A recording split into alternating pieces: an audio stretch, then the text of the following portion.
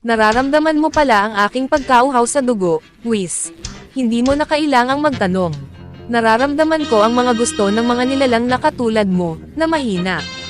Gusto kong maunawaan mo na ang kapangyarihan na meron si Goku, at ikaw ay sobrang layo na, at ngayong patay na si Mr. Bills, ay nasira na rin ang mind control niya sa'yo. Sabihin mo sa akin kung ano ang plano mo ngayong malaya ka na. Ang universe ay malapit ng mawasak, at maging abo. Ang tanging paraan na lang para maligtas ka ay kung tutulungan kita. Matapos niyong manipulahin ang aking isipan upang maging alipin niyo, iniisip mo bang tatanggapin ko ang tulong mo? Mas gusto ko pang maging abo sa universe. Yan ang problema mo, Vegeta. Ikaw ay puno ng hangin sa katawan. Hindi mo ba gusto ang napakalakas na kapangyarihan? Gusto mo bang palaging nasa likod na lang ni Goku? Hindi mo siya kayang abutin, at lalo na ngayon. Dahil mas pinipili mong mamatay na lang, kaysa maging isang Supreme God, ano ang masasabi mo, Vegeta? Ang gusto ko lang tanggapin mo ang alok ko. Pangako ko sa iyo na magbibigay ako sa iyo ng malakas na kapangyarihan, at hindi lang yon, ipinapangako ko sa iyo na kakayanin muna si Goku. Sabihin mo, gusto mo ba ang inaalok ko? Sa sandaling iyon ng pakikinig sa mga sinabi ni Whis, mariin niyang hinawakan ang kanyang kamay. Tama siya. Kung mamamatay ako, maiiwan lamang ako sa likuran ni Kakarot. Kung gusto kong maghiganti para sa mga taong mahal ko, kailangan kong tanggapin ang alok na ito. Bukod pa dito, kailangan kong malampasan si Kakarot. Ang kanyang kahangahangang lakas ngayon ay nakakatakot. Pero kung ang sinasabi ni Whis ay totoo, sa loob lamang ng ilang taon, maaari kong malampasan na siya, at gusto ko na maging hari ng multiverse na ito. Wala akong ibang pagpipilian kundi tanggapin ang alok. Tatanggapin ni Vegeta ang alok ni Whis. Kahit ayaw ng kanyang pride, tatanggapin niya pa rin, dahil ito ang pinakamabuting bagay na magagawa niya sa sandaling iyon. Dahil alam ni Vegeta na kung mamamatay siya, wala na siyang magiging silbi pa, at ang kanyang mga layunin ay magwawakas na sa sandaling iyon. Pagkatapos tanggapin ni Vegeta ang alok ng anghel, nilikha ni Whis ang isang enerhiya na harang gamit ang kanyang tungkod. Upang dalhin si Vegeta sa malayo para makaligtas sa pagsabog ng Universe 7. Sa pagbabalik sa kasalukuyan, ang Universe 7 ay sumasabog na ng napakalakas. Si Gohan ay lumilipad ng napakabilis upang iligtas ang katawan ng kanyang ama. Hindi ko inakala na sa ganitong paraan magwawakas ang lahat. Ngayon wala nang natitirang buhay. Wala na akong maramdaman na anumang buhay, mula sa anumang planeta na malapit. Dumating na si Gohan sa Universe 6, na malayo sa pagsabog ng Universe 7. Pero nang dumating siya, mapagtatanto niya ang isang napakasamang bagay. Dahil sa sobrang lakas ng pagsabog, siguradong maaapektuhan nito ang iba pang mga universe. Kailangan kong gawin ang isang bagay upang iligtas ang universe na ito. Ang gagawin ko na ito ay uubusin ang aking reserve ki, ngunit wala akong ibang paraan. Nagpalakas si Gohan ng kanyang ki sa abot ng kanyang makakaya, at sa gayon ay lumikha ng isang harang sa pinaka-maaapektuhang bahagi ng Universe 6. Umabot ang pagsabog kung saan naroon si Gohan. Nagsimulang magliyab ang kanyang balat sa lakas ng apoy, at nagsimula na ring magliyab ang katawan ni Gohan. Ngunit kahit na si Gohan ay pinapatay ng apoy, sa tulong ng kanyang regeneration sa pamamagitan ng kanyang purple power, mananatiling buo ang kanyang katawan at ang harang. Sinimulan ni Gohan na palakasin pa ang harang, at sa gayon ay mahigop niya ang impact at maligtas ang buong universe. Dahil doon, ang lahat ng apoy at init mula sa pagsabog ay pumasok na sa kanyang katawan. Ang ginawang ito ni Gohan ay napaka-imposible, na kahit ang mga Diyos ay hindi ito kayang gawin.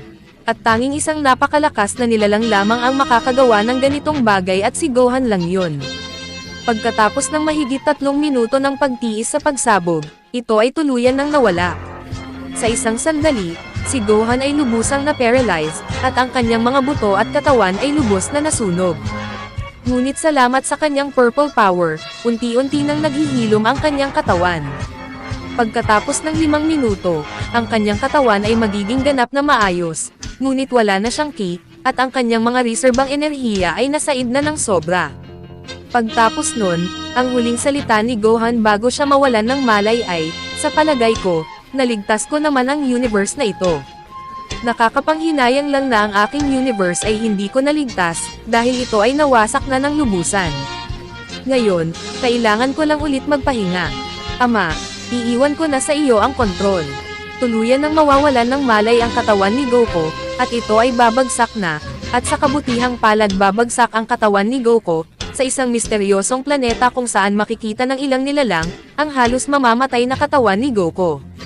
Bagaman sila ay takot sa una, tutulungan pa rin nila ito. Samantala, si Daishinkan, ang anghel na tulad ni Goku na tila mamamatay na rin.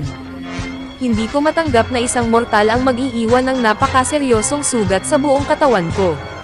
Kakailanganin ko ng ilang panahon upang gumaling ang aking katawan mula sa mga sugat na ito. Nang makita ng mga tagapangalaga ni Zeno-sama ang halos mamamatay na katawan ni Daishinkan, sila ay nagulat. Mr. Daishinkan, ano ang nangyari sa iyo? Bakit ganyan kasama ang iyong mga sugat? Ito ang unang pagkakataon sa lahat ng mga taon na buhay tayo, na nakita ka naming nahihirapan. Marahil ay nakipaglaban ka sa napakalakas na nilalang. Ito ay hindi isang bagay na dapat mong pakialaman. Ang iyong tanging tungkulin ay protektahan lamang ang dakilang Zeno-sama. Kung maaari sana, gusto ko siyang kausapin. Ngunit nang bumangon si Daishinkan upang makita si Zeno-sama, ang anghel na ito ay biglang nawalan ng lakas. Buisit, hindi ko magalaw ang aking mga paa. Daishinkan, hayaan mong tulungan ka namin. Dadalhin ng dalawang tagapangalaga si Daishinkan upang dalhin kay Zeno-sama. Sa pagdating nila kung saan naruroon si Zeno-sama, ang mga munting nilalang pati na rin ang kanilang mga tagapangalaga ay lubos na magugulat sa sasabihin ni Daishinkan. Zeno-sama ng hinaharap, Zeno-sama ng kasalukuyan, kailangan ko ang inyong tulong. Hindi ko alam kung naaalala nyo pa, ang pagsabi ko tungkol sa napakalakas na presensya. Eto, nakipaglaban ako sa kanya at tingnan ninyo kung paano niya nasira ang aking katawan. Ang dalawang Zeno-sama ay tumayo, na nagpapakita ng nagagalit na mukha.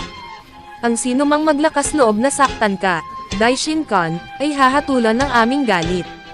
Hindi ko papayagan na may mga taong nananakit sa mga kaibigan ko, sabihin mo lang sa akin kung sino ang gumawa niyan sa iyo. Sino man ang taong iyon, gagawin ko silang abo, para sa iyo Daishinkan. Yan ang malaking problema, Zeno-sama. Kung sasabihin ko sa inyo, hindi kayo maniniwala sa akin. Pero ang taong nagdulot ng mga sugat sa buong katawan ko ay ang iyong kaibigan na si Goku. Seryoso ka ba? Biro lang ito, di ba? Hindi gagawin ni Goku iyon. Bukod dito, wala siyang lakas upang talunin ka. Ganyan din ang iniisip ko. Pero tingnan mo kung paano niya ako binugbog. Hindi na siya normal na nilalang. Ngayon, siya ay malaking bantana sa buong multiverse. Ipapakita ni Daishinkan sa kanila ang isang video na kanyang naitala gamit ang kanyang mga alaala. Ang sinabi mo ay totoo nga. Si Goku ay naging ganito kalakas sa kanyang sariling mga paraan. Ito ay kamangha-mangha at nakakatakot. Ngunit dahil dito, kailangan siyang maparusahan. Hindi na siya maaaring mabuhay pa. Daishinkan, gaano katagal ang kailangan mo para gumaling? Eto, dakilang Zeno-sama, kailangan ko ng 3 buwan upang mapagaling ang aking mga sugat sa loob. Mukhang kailangan natin maghintay ng 3 buwan, pag lumipas na ang 3 buwan, kailangan na nating patayin si Goku. Ang nakakalungkot lang, itinuturing namin talaga siyang kaibigan. Makalipas ang mahigit 1 linggo mula sa pangyayaring iyon. Sa loob ng linggong iyon, sinimulan ni Daishinkan ang pagmumuni-muni sa kanyang katawan, upang pagalingin ang kanyang mga sugat, at sa gayon ay punuin ang kanyang katawan ng mga particles ng liwanag. Ang mga particles na ito ay pumasok sa kanyang mga ugat, at nagpapagaling sa mga naapektuhang bahagi ng kanyang katawan. Kailangan ko ng mas marami pang lakas. Sa aking kasalukuyang lakas, hindi ko siya kayang talunin.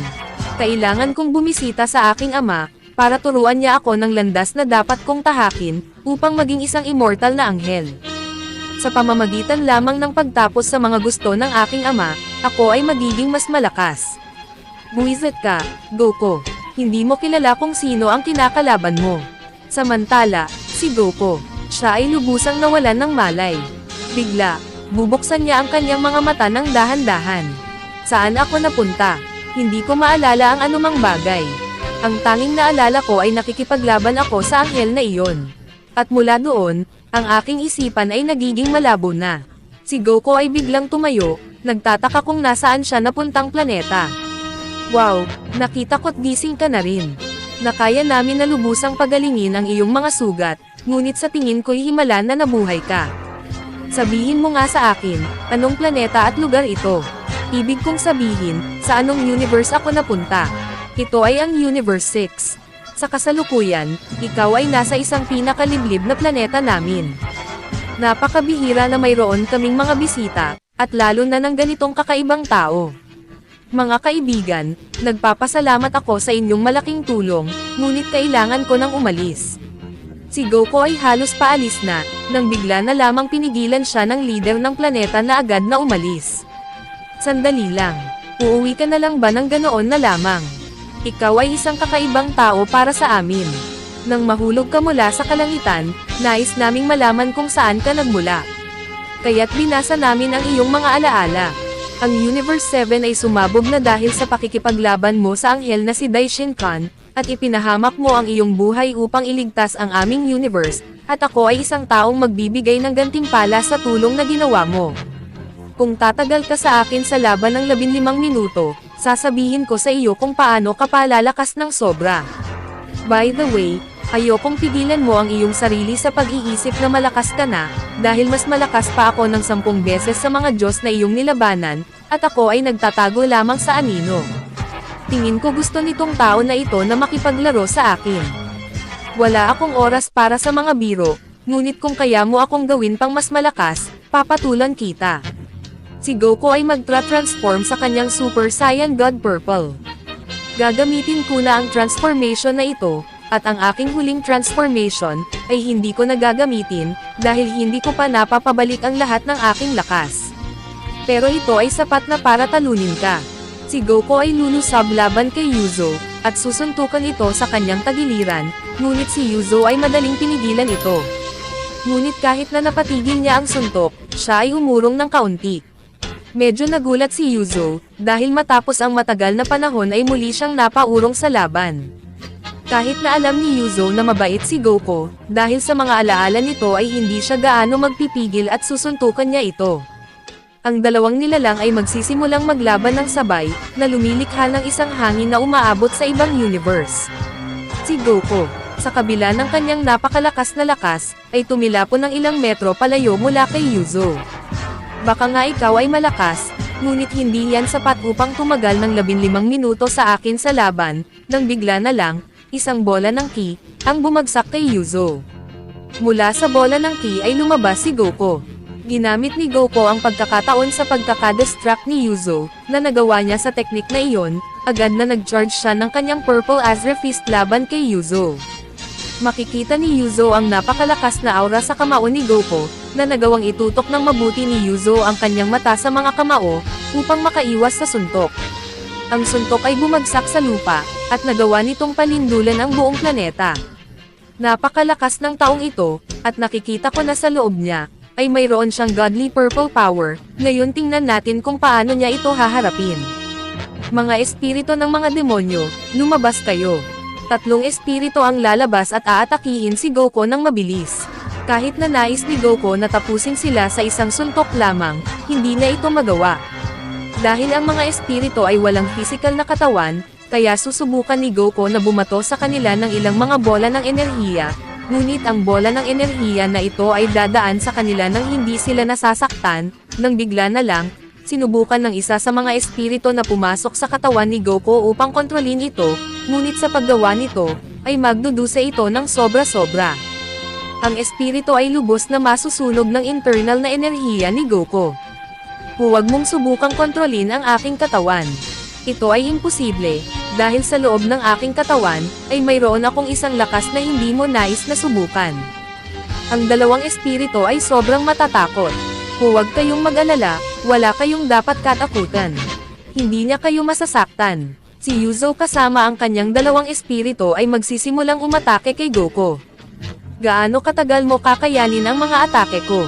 Kumpara sa paghihirap ko sa ilalim ng kakayahan ng anghel na nilabanan ko, ito ay wala lang.